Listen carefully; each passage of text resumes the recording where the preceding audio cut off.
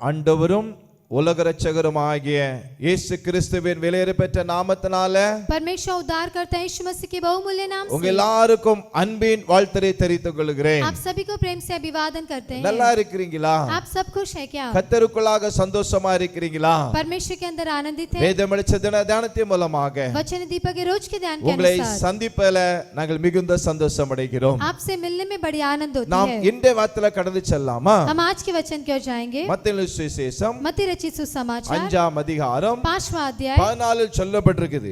14 में कहा गया है, நீங்கள் உலகத்திற்கு வெளிச்சமா இருக்கிறீர்கள். तुम जगत की ज्योति हो. ஆண்டவன் உங்களை பார்த்து சொல்லுகிறார், परमेश्वर आपको देखकर कहता है, நீங்கள் உலகத்துக்கு வெளிச்சமா இருக்கிறீர்கள். आप जगत की ज्योति हो.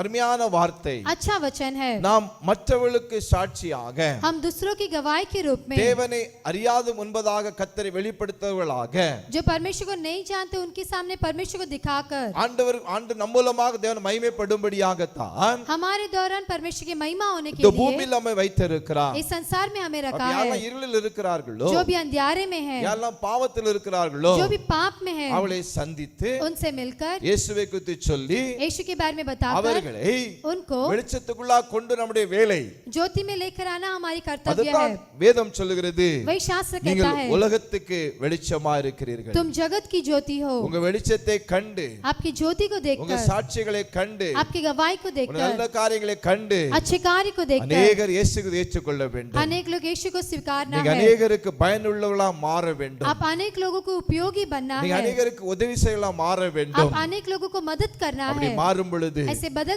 समय நிச்சயமாக निश्चय ही இந்த வார்த்தை நிறைவேறும். ये वचन पूरा होगा. நீங்க உலகத்துக்கு வெளிச்சமா तुम இருக்கிறீர்கள். जगत की ज्योति हो. இயேசு சொன்னார், यीशु ने कहा, ஒருவனை பின்பற்றினால் जो मेरे पीछा அவன் करेंगे இருளிலே நடவான்.